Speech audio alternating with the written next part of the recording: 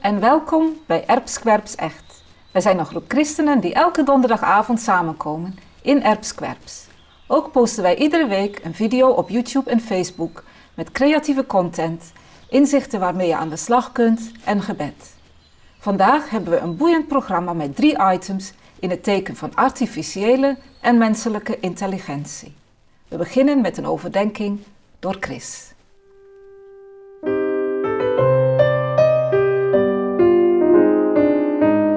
Dag iedereen. De ultieme bekoring voor de mens is om als God te zijn en een paradijs te creëren volgens zijn eigen normen. Dat is de bekoring waarvoor de eerste mens bezweek. En die verleiding is er telkens weer op een wijze aangepast aan cultuur en kennis. De farao's beschouwden zichzelf als zonen van de zonnegod en Romeinse keizers lieten zich als God vereren. Hitler zou een 1000-jarig rijk creëren voor een veredeld mensenras. Vandaag dwingen miljoenen slimme camera's de Chinezen om in de pas te lopen. Die toekenning van goddelijke status aan een persoon of een regime gaat gepaard met machtsmisbruik. Het paradijs is gereserveerd voor de elite, anderen worden een gebruiksvoorwerp. Het is een les uit de geschiedenis die we best niet vergeten, nu de bekoring om een paradijs te scheppen nieuwe vleugels krijgt door de fenomenale mogelijkheden van techniek en artificiële intelligentie. Vroeger rekenden we erop dat God zou zorgen voor dat paradijs, maar God is dood en de mens zou het resultaat zijn van toevallige mutaties.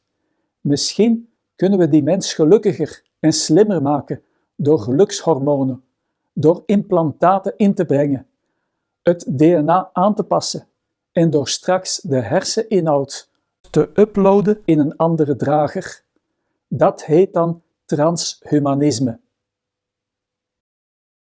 Transhumanisme wordt door sceptici beschouwd als de diepgewortelde behoefte van de mens en ook de wetenschappelijk georiënteerde en materialistische mens om toch het paradijs te scheppen met behulp van supertechnologie, waarbij de mens boven zijn grenzen uitstijgt en zichzelf tot God transformeert.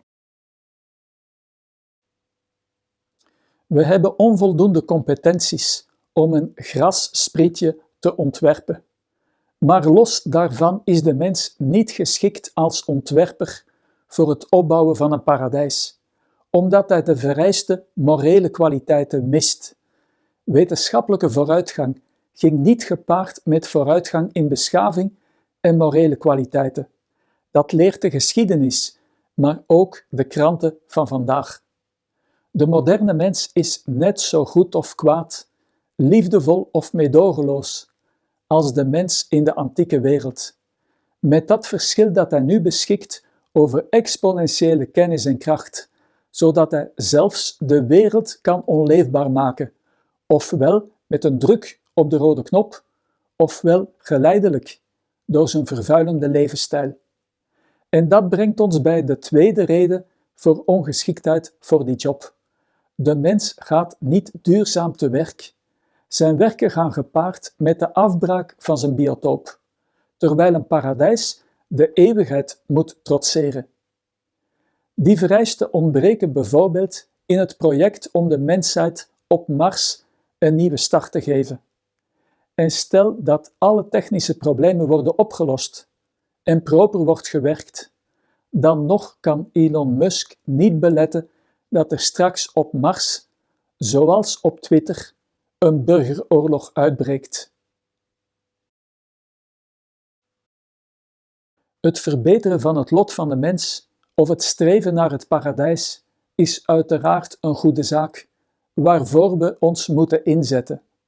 Maar de mens moet zijn plaats kennen en grenzen respecteren. Anders monden die projecten uit in een debacle. Dat zien we in de geschiedenis en dat gebeurde bij de zondeval. We mogen de vruchten van alle bomen eten, antwoordde de vrouw, behalve die van de boom in het midden van de tuin. Doen we dat toch, dan zullen we sterven. Jullie zullen helemaal niet sterven, zei de slang. Integendeel, God weet dat jullie de ogen zullen opengaan zodra je daarvan eet, en dat jullie dan als God zullen zijn en kennis zullen hebben van goed en kwaad. De vrouw keek naar de boom. Zijn vruchten zagen er heerlijk uit. Ze waren een lust voor het oog, en ze vond het aanlokkelijk dat de boom haar wijsheid zou schenken. Ze plukte een paar vruchten en at ervan. God stelt grenzen, maar het zijn geen natuurwetten die dwingend toepasselijk zijn. Nee, God respecteert de menselijke vrijheid. En hij geeft geboden die de mens naast zich neer kan leggen. Niet alles wat kan, mag. En dat besef leeft bij tal van wetenschappers. Tegelijk is het aanlokkelijk om de grenzen af te tasten en te overschrijden. De Bijbel bevat de geboden en de leefregels die God ons gaf en het vraagt studie en wijsheid om die teksten te vertalen naar onze tijd en te bepalen wat je plaats kennen en grenzen respecteren inhoudt bij al die complexe vraagstukken. Maar we zetten stappen in de goede richting wanneer we Gods zeggenschap en morele normen erkennen, bescheiden zijn en onze eigen eer niet zoeken. Wanneer we de waarheid liefhebben, het zorgvuldigheidsbeginsel respecteren en rekening houden met mogelijke lange termijn gevolgen. En wanneer we anderen willen dienen in plaats van gebruiken. Mensen hebben een ingebouwd verlangen naar een paradijs en dat doet vermoeden dat iemand daarin kan voorzien. De Bijbelse God is liefde. Hij is heilig en integer en heeft de morele kwaliteiten om dat paradijs uit te bouwen. Zijn technische competentie blijkt uit het voorontwerp, een universum dat getuigt van een superintelligente maker. En door Jezus op te wekken uit de dood, toonde God zijn vermogen om de sterfelijkheid te overwinnen. Dat is de gebeurtenis die de eerste discipelen een boost gaf, nadat hun rabbi was terechtgesteld. Het laatste Bijbelboek beschrijft dat paradijs. Ik hoorde een luide stem vanaf de troon die uitriep: Gods woonplaats is onder de mensen. Hij zal alle tranen uit hun ogen wissen. Er zal geen dood meer zijn, geen rouw, geen jammerklacht, geen pijn. Want wat er eerst was, is voorbij. Alles maak ik nieuw. Ik hoorde zeggen: schrijf het op, want wat hier wordt gezegd is betrouwbaar en waar. Wie overwint, vallen deze dingen toe. Ik zal zijn God zijn en hij zal mijn kind zijn. We mogen binnentreden in dat paradijs, maar dat gebeurt op Gods voorwaarden en gaat niet vanzelf. Leer Jezus kennen.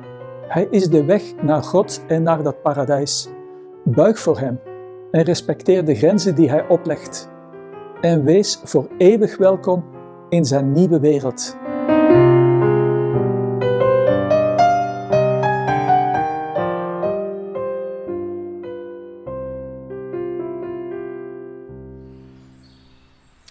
Dankjewel, Chris. Als christenen mogen we al onze vragen over de dingen die om ons heen gebeuren aan Jezus voorleggen en hem vragen om antwoorden en inzichten. Daarom luisteren we ook deze week weer naar een gebed van Rita. Voel je vrij om met haar mee te bidden en te genieten van de kleurrijke voorjaarsbeelden die zijn opgenomen door Christina.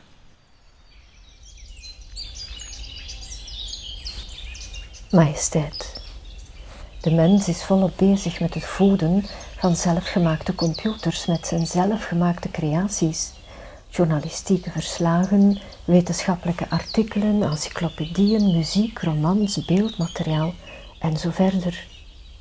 Zo poogt hij artificiële intelligentie te creëren, maar de resultaten zijn soms benauwend. Heer, er zijn mooie toepassingen denkbaar, maar het doet me pijn dat u in heel deze evolutie aan de kant wordt geschoven. Als onze schepper gaf u ons een onvoorstelbaar prachtig brein dat onvoorstelbaar complexe verbanden kan leggen, problemen kan oplossen, maar vooral ook creatief kan zijn en morele oordelen kan uitspreken. Dat laatste dreigt plaats te maken voor algoritmes. We zijn hoogmoedig, o Heer, wanneer we u buitensluiten en denken dat wat we zelf doen beter zal zijn. Majesteit, vergeef ons onze hoogmoed en schenk ons wijsheid. Belet ons om een virtuele toren van Babel te bouwen, die tot in de hemel reikt en die dingen ontketent die we straks niet meer onder controle kunnen houden. We nodigen u uit in wat we doen, schepper van alles, schenker van wijsheid.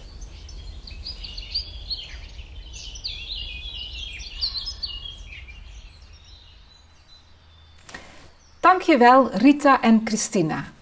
Wij van Erpskwerps Echt komen iedere week bij elkaar. Dan bidden we voor en met elkaar op de manier die je net van Rita hebt gehoord. Ook lezen we dan een passage uit de Bijbel en bespreken we hoe die op ons leven van vandaag van toepassing is.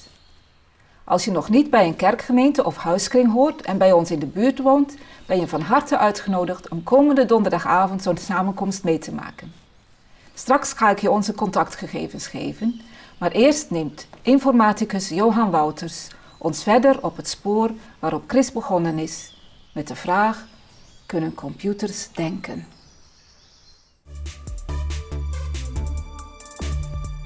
In de voorbije 6 maanden is de impact van AI vooruitgesprongen van een interesse bij kenners tot een dagdagelijks discussiepunt op radio, televisie en in de kranten.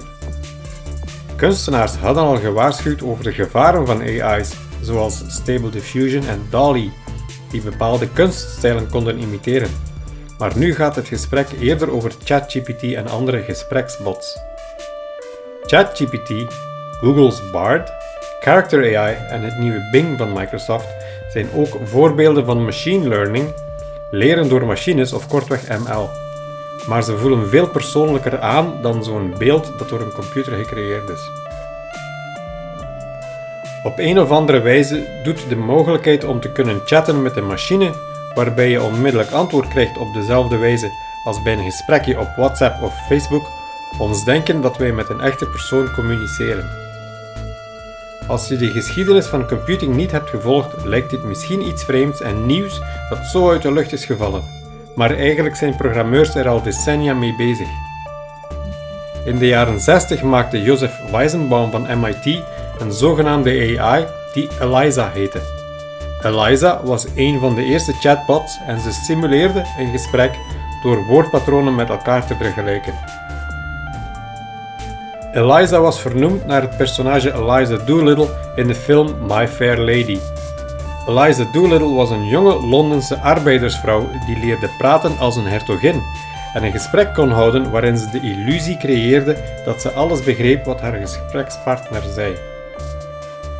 De meest beroemde uitvoering van het computerprogramma Eliza was het DoctorScript, dat bedoeld was als een parodie op een psychotherapeut. Maar veel mensen die het uittesten waren ervan overtuigd dat het programmascript hun innerlijke gedachten begreep. Hoeveel computercode was nodig om dit te simuleren? Slechts 9 bladzijden. Later, in de jaren 70, mochten bepaalde versies van Eliza draaien op thuiscomputers zoals de Apple II en de TRS-80. Scholieren van 15 jaar schreven daarmee hun eigen versies. Om zoiets te doen heb je in feite zelfs geen computer nodig. Een kaartenbak met handgeschreven zinsdelen waaruit je willekeurig kan selecteren, kan hetzelfde resultaat bereiken, alhoewel het te traag zal zijn om de indruk van intelligentie te wekken. Deze waren allemaal oorspronkelijk bedoeld als oplossingen op de Turing-test, die in 1950 voor het eerst werd voorgesteld door de Brit Alan Turing. In de Turing-test, aanvankelijk het imitatiespel genoemd, moet je raden wat het geslacht is van de 2 andere spelers, een man en een vrouw, die in een ander vertrek zitten. Turings vraag was: kan een computer vaak winnen in dit spel? En zo ja, hebben we dan een computer die in feite denkt? Eliza en een later programma dat Parry heette, zouden ons wel doen geloven dat de computer voor de Turing-test kan slagen. Parry, in 1972 geschreven door Kenneth Colby, imiteerde het gedrag van een schizofreen.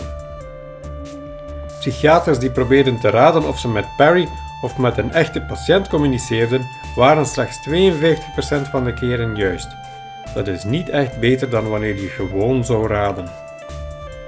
Later zijn er malware-chatbots gecreëerd die eenzame mannen konden doen denken dat die in gesprek waren met echte vrouwen die romantiek zochten op het internet.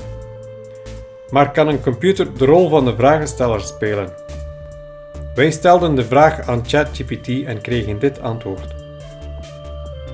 Als AI-taalmodel zijn mijn capaciteiten beperkt tot het verwerken en genereren van tekst, en ik kan jouw geslacht niet raden op basis van alleen jouw antwoorden. Het imitatiespel, ook bekend als de Turing-test, is ontworpen om de mogelijkheid van een machine te testen om intelligent gedrag te vertonen dat niet te onderscheiden is van dat van een mens. Een mooi antwoord van ChatGPT, maar we zouden ook kunnen zeggen dat personages in een gedrukt boek hetzelfde vermogen hebben. De illusie was zo sterk in de roman Robinson Crusoe dat veel van de eerste lezers dachten dat het een feitelijk, niet fictief verslag was. ChatGPT en andere AI's werken door het statistisch meest waarschijnlijk volgende woord te geven in een zin.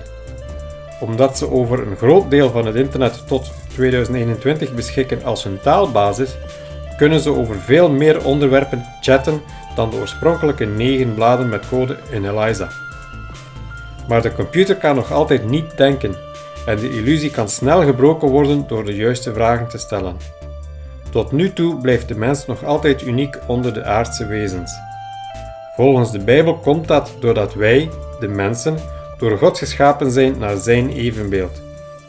In het eerste hoofdstuk staat het zo: God schiep de mens als zijn evenbeeld. Mannelijk en vrouwelijk schiep hij de mensen.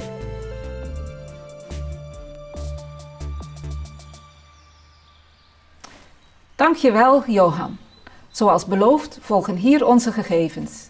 Je kunt ons contacteren op contact@erpskwerpsecht.org of op 0474 398867. Als je niet bij ons in de buurt woont en nog niet bij een kerkgemeenschap of huiskring hoort, kun je daarnaar zoeken op arpe.be. We denken dat je het mooi zult vinden om op die manier mensen te ontmoeten met wie je samen je geloof kunt beleven. Verder wensen we je een goede week toe en volgende zondag vanaf 10 uur verwachten we weer hier te zijn met een nieuwe video. Tot dan!